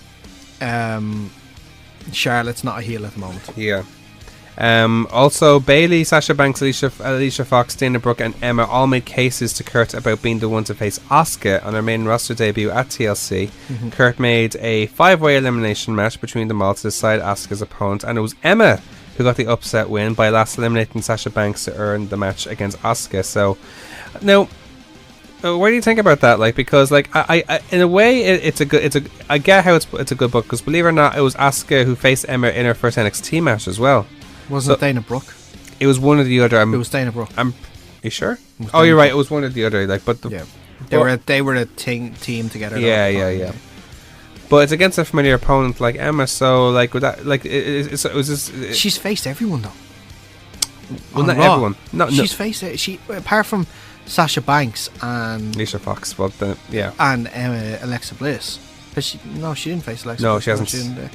She's not going to face Alexa Bliss because she's in the title picture with Mickie James. And you weren't going to put the Alexa Bliss match the Sasha Banks match as a once-off. So it had to be someone that WWE don't mind getting completely destroyed. And obviously make it a showcase match for Asuka. And obviously Emma's the jobber here. Yeah. You know, it was either going to be Emma or Dana, because Bayley wasn't going to be the jobber either. I know they aren't too hot on her right now, but it still wasn't going to happen. Now, before we move on, we have to mention that Braun Strowman and Roman Reigns will be in a steel cage match next week. So that's such a strange one, isn't it? It certainly makes it interesting now going into the TLC, like, you know. So oh, for sure it is. Yeah, it's definitely interesting going into TLC. Adds to the rivalry. It's not going to last long though. That match. That's going to be a quick enough match, and then everyone's getting involved. Pretty much. Yeah, that must be it anyway. So let's move on to Smackdown. On to the Rock Show, to the premiere show, Smackdown. We must talk about the situation with the tag team division now, especially when the Usos on the back of Hell in a Cell bragging about their tag team victory at Hell in a Cell before challenging the New Day to come out and so they can say something in person. And it looked like they were showing respect to each other, which actually, you know, it had to make sense. And it's very similar. You know what it reminded me of? Because if you remember back to 1999, Edge and Christian, the Hardys, they started their tag team rivalry like through a series of matches that led to the ladder match they had at No Mercy, the first tag team ladder match. And after that match, they showed respect for each other there. So it's very similar in that sense. Although we actually never saw a handshake because, like, everyone from the Hype Bros to Gable and Benjamin to Breezango and Ascension ended up interrupting them, claiming their spot, if you like, to be the next number one contenders. So, which was decided in a 4-way tag team match, which Gable and Benjamin won by pinning Tyler Breeze. So, does that mean they're next in line for the title then? Yep. Well, you know what, they're working well as a team, considering they've only been around for.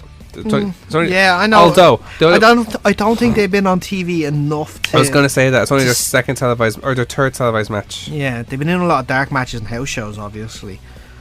But I don't know. Was that match? Like, are they worthy enough to be the next challenger then? It's a weird one, isn't it? It's more of them trying to find someone for the Usos than anything else. Maybe. I would have personally liked to have seen Breezango maybe, but see, that would have been so. The reaction of they got the best reaction of all those teams. I thought maybe a decent storyline could have been the Hype Bros, considering that there could be breaking up soon. Exactly, and they try the match, they lose the match, and then that could have led to a breakup. Like, that could have maybe been a better, perhaps. Maybe. Yeah, absolutely.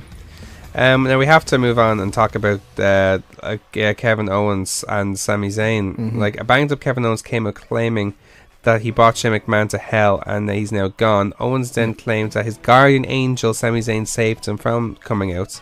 Owens thanked Zayn before Zayn said that he spent his whole career trying to please people and do the right thing in hope that he'll get his opportunity down the line. Zayn then said Owens will always be his brother and that it was right for him to save him at Hell in a Cell before they thanked each other, embraced each other and raised each other's hands. Yeah, it's been mentioned a lot this week, but I think it should be mentioned again.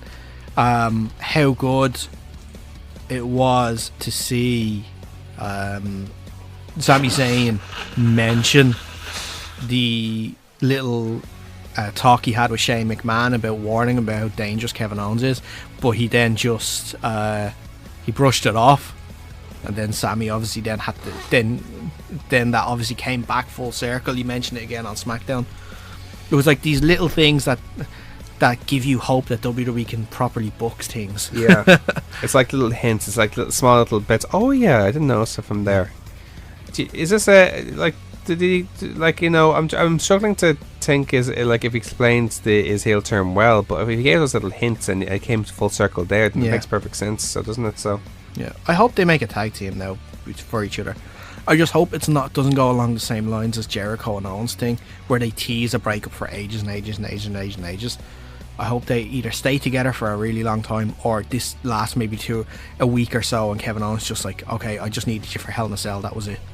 Because then it would be just such a waste, and considering the ending of that match, like if they did it that way, they can't. Like, this can be the best thing for Sami Zayn, like. Oh, absolutely, 100%. So like it'd be very interesting to see where it goes from here. So there's not much else really to talk about with regards to SmackDown this week. SmackDown, no. Jinder Mahal wasn't there. He did a dark match where he didn't do much. Like I said, he's currently nursing what's being called a niggling shoulder injury. A niggling shoulder injury. Yeah. Let's see. One thing I'd like to bring up, though, I was going to bring up maybe just the situation, the rematch. Actually, there you go. The rematch between AJ and Corbin for the US title and Hell in a Cell. It actually was a very good match. Yeah. Corbin pinned AJ following his end of days to retain the title. The loss for there was this really nasty toss actually, like from Corbin to AJ, where you think he held him and he slammed him onto the ringside. Yeah, pretty nasty. I saw that. Yeah. Just obviously how good AJ is at selling, and then his little interview afterwards just wasn't great. Made me cringe a little bit. It's just how he'll enjoy every minute of people not liking him as I'm gonna buy a boat to swim down in your sea of tears or something like that, he said. Made no sense, but okay, I get what you're trying to do, but no, he's gonna have to do a lot to convince me anyway. Yeah. Well, like, it's early days. Like, it's like hopefully things will pick up anyway. Like, I'm excited because I'm very keen to see how he get on as champion. Like, because especially someone like Corbin, who's he has this very badass sort of biker attitude, if you like. So, but it's slightly very varied in the sense that he mocks, and he says, "Well, I'm going to enjoy your torture." And you're going to be happy that I'm champion. I like that. I look forward to that. Okay. Now, very quickly, let's quickly brush over 205 Live in the NXT. First of all, Kalisto came out saying that finally a luchador has become the Cruiserweight champion. How he dedicates his victory to Eddie Guerrero.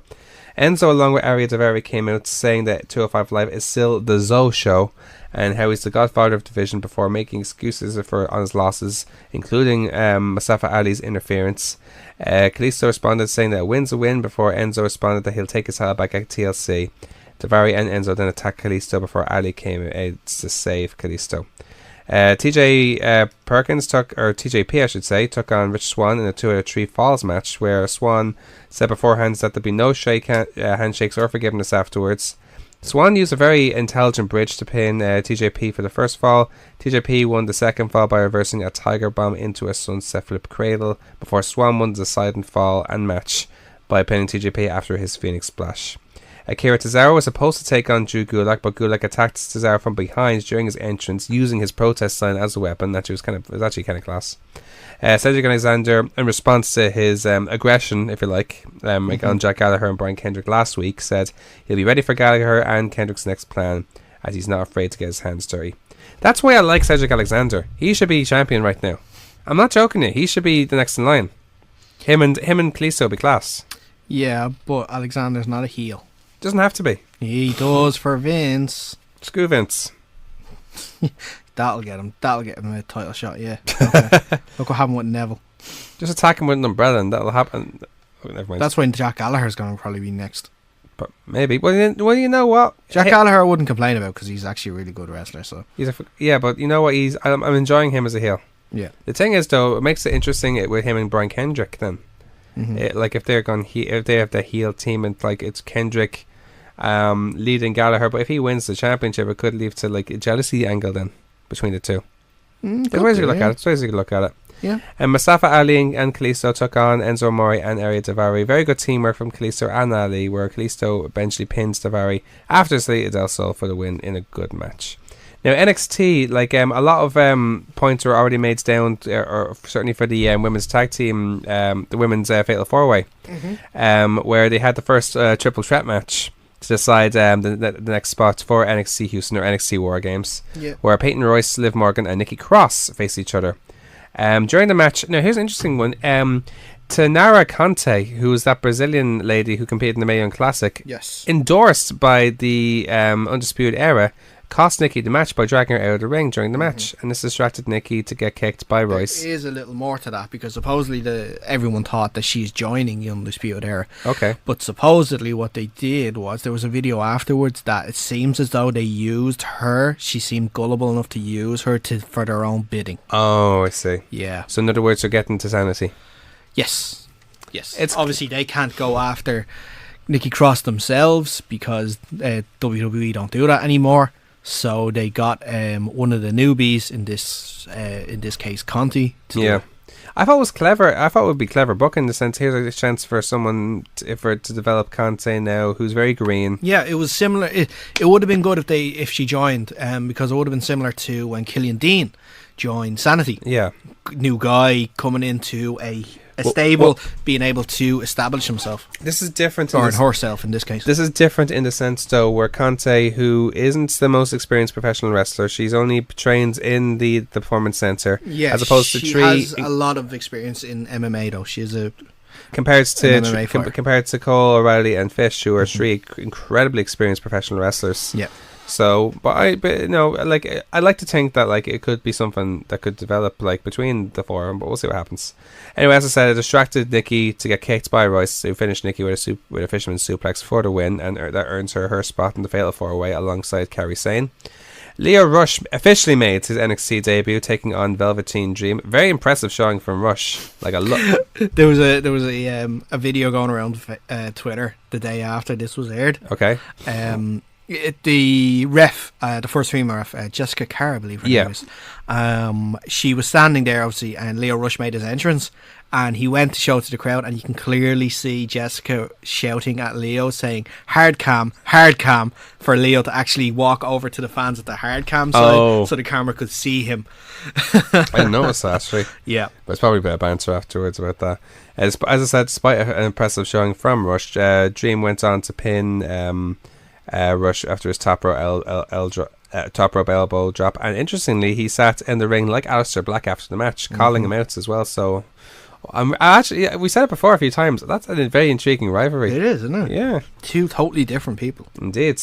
Lars Sullivan defeated Danny Butch after his big slam. Danny Butch tried to make it competitive. It was a good match, but Lars Sullivan far too powerful.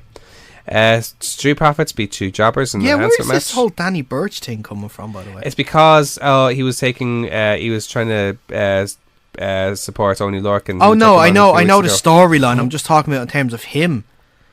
Obviously, he was in the UK Championship, and now he seems to be taking part in NXT storylines. Well, maybe they make the exception because he was one of the most experienced guys in the UK tournaments. He was, true, yeah. So and he is a fantastic wrestler. Oh, he's a terrific wrestler. Yeah. I love his style. I loved his rivalry with Oney Lorcan. I wish they either team up or have another match. Seems like they are teaming up, because they're both going against. They're both trying to go against Lars Sullivan. So. That's it. Yeah, we already have a common enemy. There you go. Yeah. An excellent match. Andrade Cien Almas pins Johnny Gargano after his hammerlock DDT with the thanks of Zelina Vega, who once again distracted Gargano by wearing a DIY t-shirt. You just can't get away from it, can you? Well, to be fair, I'd be distracted by Vega like that as well. We're wearing an old t-shirt from old friends. Wearing an X's t-shirt. It was also announced that Drew McIntyre will have an exclusive interview next week. Ember Moon, Ruby Riott, and Sonya Deville will face each other next week to decide the next spots in the Fatal 4-Way women's title match. Sonya Deville, the boxer who can't box. It's not even that. Her technique and her punches just seems weird when she shadow boxes. Even though she is a boxer. She actually has a record in boxing. She actually trained boxing, but she can't box. She can't actually box because like you were saying, like when she does her entrance, it's so weird. I don't get it. But anyway, move on. And Sanity will face the Undisputed Era 3-on-3. I actually cannot wait for that match. I really cannot wait for the match. This will be class. Now let's continue on our show now with our previews of the week. Look at what we have here, folks. So in a couple of weeks' time, CCW's Celtic Chainsaw Massacre will be taking place in Saturday, October 28th at 4 and 5 Penrose Quay in Cork. Tickets are still available on eventbrite.ie, with now the inclusion of a special bus service tickets that's now available from Dublin.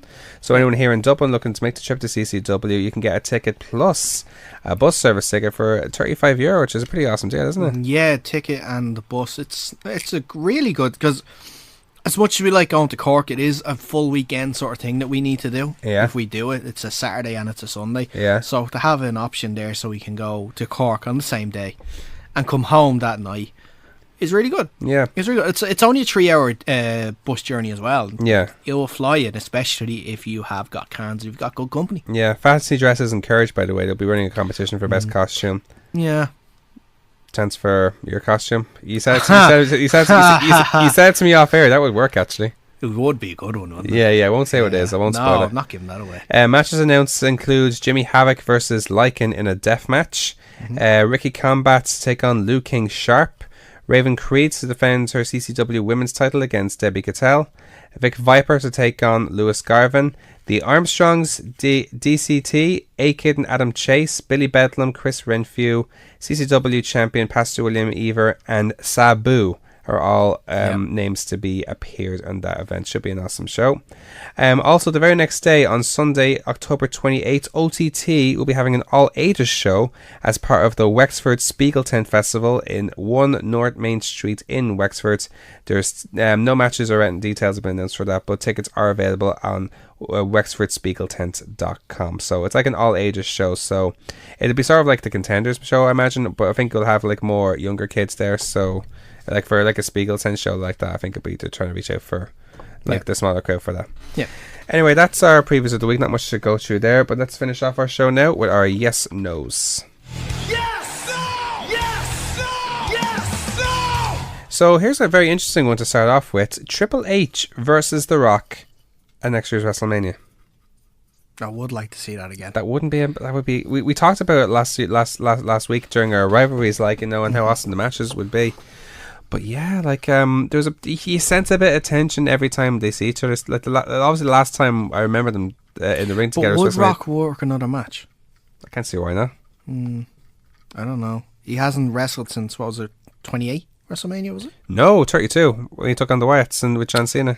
That wasn't a match. It wasn't a match. He rock bottomed the load and did the people's album. Talking about a match. Cena, number 2.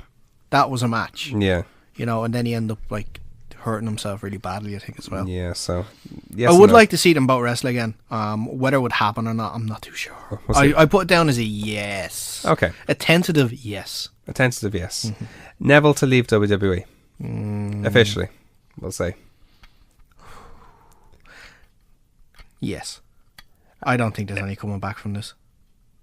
When you leave, like you leave a show and so, and all these reports and stuff like this, and especially in the humour that WWE are in the moment, which is not it's not the greatest. No, especially in the back of the whole cease and desist business with the Young Bucks. I don't think so. I think there's no coming back. I think he's gone. To be fair, it could be better. Best thing for him.